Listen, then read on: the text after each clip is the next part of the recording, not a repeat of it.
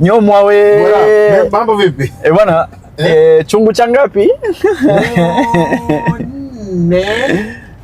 Kuna watu 4, kuna watu 5. Namna hiyo. Ni 3, 4 kwa kuna wengine 3, wengine 4, wengine 5. Okay. Yes. Lakini kinasonga. Inaenda. Sasa kama hivi.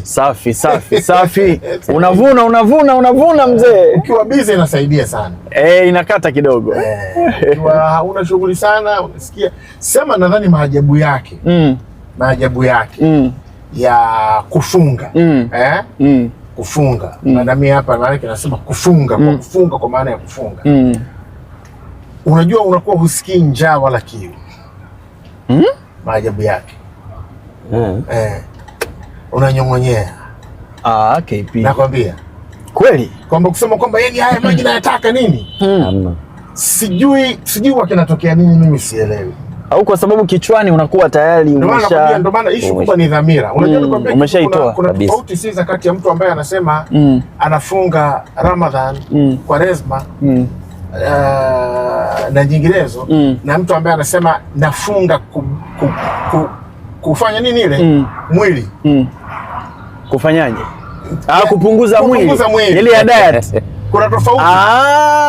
Tofauti yake ni nini?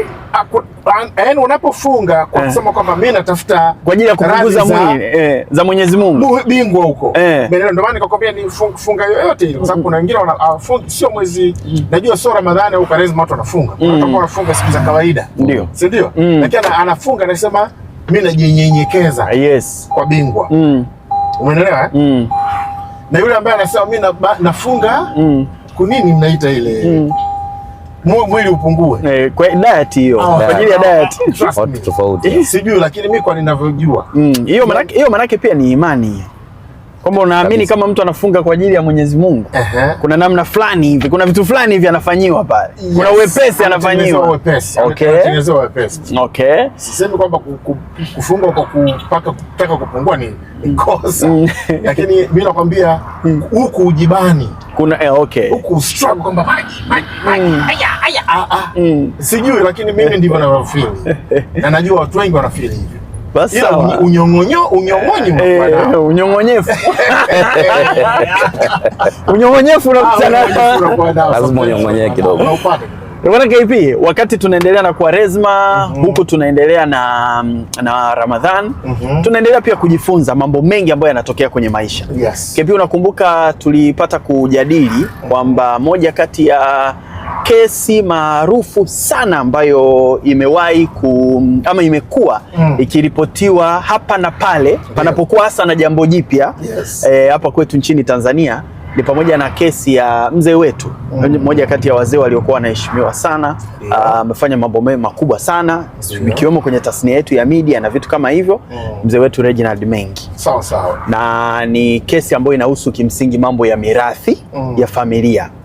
Na unajua KP, hizi kesi ambazo zinakuwa mara nyingi zinahusisha watu ambao ni maarufu huwa zinavuta attention ya watu kwa ajili ya kutaka kujua kwa sababu ya hadhi zao kwenye jamii, kwa sababu ya hadhi ya watu wahusika kwenye jamii. Lakini ndani yake KP kunakuwa na shule. Kuna vitu ambavyo unaweza wewe Masudi Kipanya, mimi tukajifunza. Kwa hiyo huo ndio msingi wa kusema bwana, mtu upate nafasi ya kumpa ride wakili ambaye amepata nafasi ya kuifuatilia hii kesi kwa ukaribu, atupenyezee shule 2-3 ambazo tunaweza tukazipata kwenye hii kesi. Na unajua ni kesi ambayo inahusu mirathi. Na Masud, so long as unaishi una familia, hakuna ambaye mirathi haitomuhusu. Wewe unasubiri upewe au unatakiwa kutoa. Na wako wa karibu anapata na wewe utadokoa. Na hata wewe utakayepewa KP, kuna siku utatakiwa kutoa kabisa. Hata kama viatu tupea viatu. Na hata usipotoa sheria itakusaidia kutoa. Bwana Masud, tunaye Advocate Paul. Huyu hapo. Paul, karibu sana. Nashukuru sana. Paul, majina yako kamili ni? Mimi kwa majina naitwa Paulo Patience Hiela. Paulo hataki kujiita Paul. Yes, Paulo Patience Hiela, lakini pia natumia kwenye mitandao ya kijamii kama wakili wako. Yes. Mimi Advocate, unajua natamani tuanzie wapi? Ndio. Mimi natamani kujifunza kujua nani alikuwa wa kwanza kwenye familia ya mzee Mengi kwenda mahakamani na hoja zake zilikuwa ni zipi? Kwanza inasadikiwa kwamba marehemu Mengi kabla ya kufariki alikuwa ameacha uhusia, tamko lake ambaye anaelezea nani achukue kipi na kwa sababu gani. Weka mstari hapo, darasa la kwanza hilo. Uhusia. Yes. Mwenyewe unasema aliandika uhusia ambao ni wa maandishi kabisa. Namna ya mali zake ambazo zitakuwa zitagawiwa au zitasimamiwa. Kwa hiyo baada ya kufariki ni utaratibu wa kawaida, watu wahusika wanatakiwa waende mahakamani kwa ajili ya kupata uhalali wa kusimamia mirathi. Sasa unajua uhusia, moja kati ya kitu ambacho kina kuwepo kwenye uhusia wa mtu ni wasimamizi wa mirathi yake, anakuwa tayari amewapendekeza. Kwa hiyo kwa Mengi pia ilikuwa hivyo kwamba yeye aliandika uhusia lakini alipendekeza wasimamizi wa mirathi yake endapo Mungu atamchukua. Kwa hiyo alivyofariki wale wasimamizi wakaenda mahakamani, mahakama Temeke, wakafungua shauri la mirathi. Shauri hilo lilikuwa linaomba usimamizi wa mirathi kwa sababu tayari walikuwa wameshapendekezwa, mahakama iwasilishe tu kuendelea na kazi. Kazi manake ya utekelezaji wa kile ambacho kimeandikwa kwenye mirathi. Yes. Na utaratibu huo uko hivyo, ambao ni utaratibu wa kawaida, si ndio hivyo? Kama umeacha uhusia, mnatakiwa mthibitishwe na mahakama. Yes. Kama hujaacha uhusia, ina maana wewe unaenda kuomba mahakama ndo iangalie kama unafaa ikuteue pia kuthibitisha.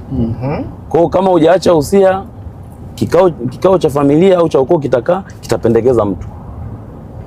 Lakini kama umeacha uhusia, kikao cha familia kikikaa hakitapendekeza mtu, kitasoma tu uhusia na kusema wale ambao wamependekezwa waende.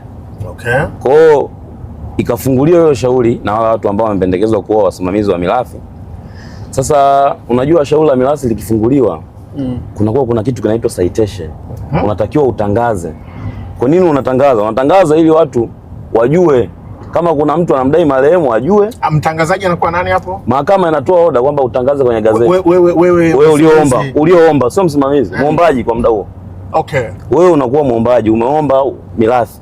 Unatakiwa utangaze, useme kuna mirathi ya mtu fulani imefunguliwa, yeyote mwenye pingamizi au mwenye hoja alete kabla ya muda huu. Umenielewa hadi hapo? Kwa hiyo kweli ikatangazwa, ilipofika siku ambayo imeitwa mahakamani, kukatokea na pingamizi. Kitaalamu tunaita caveat, ambalo ni matokeo ya tangazo lile ambalo lilitangazwa na wale wanaoomba mirathi. Maana mnaruhusiwa kuja kutoa hilo pingamizi. Yes, ndio maana wanatangaza. Na lina muda. Inakuwa kuna muda kabisa, ulete pingamizi ndani ya muda fulani. Ukipita huo muda huwezi kuleta mpaka uombe tena muda wa nyongeza kuleta.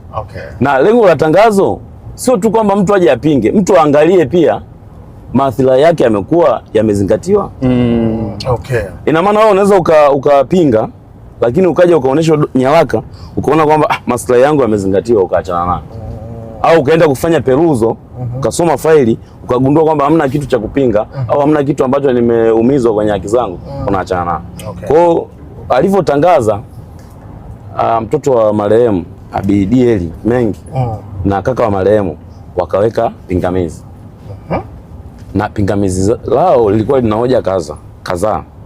Moja kati ya hoja ambao waliweka, walisema kwamba marehemu wakati anatoa uhusia alikuwa hana uwezo wa kutoa kwa sababu ya ugonjwa. Hiyo ni sababu moja hapo. Sababu ya pili ilikuwa uhusia ambao umeitwa mahakamani umewanyima mirathi watoto wa marehemu bila kutoa sababu, ambao watoto wao walikuwa Regina Mengi na Abidieli Mengi. Uliwatambua kwenye uhusia kwamba ni watoto wake kwa mke wake ambaye alikuwa ameshampata talaka kwa wakati huo. Uliwatambua hao watoto, lakini hawakuwapa chochote bila kutoa sababu. Na kama ilikuwepo, wao walikuwa naamini ilikuwa hamna sababu ya msingi. Kwa hiyo ilikuwa hoja yao ya pili. Hoja yao ya tatu ilikuwa ni kwamba ule uhusia ulikuwa na sahihi ambayo haiendani na sahihi ambazo marehemu amekuwa akiziweka.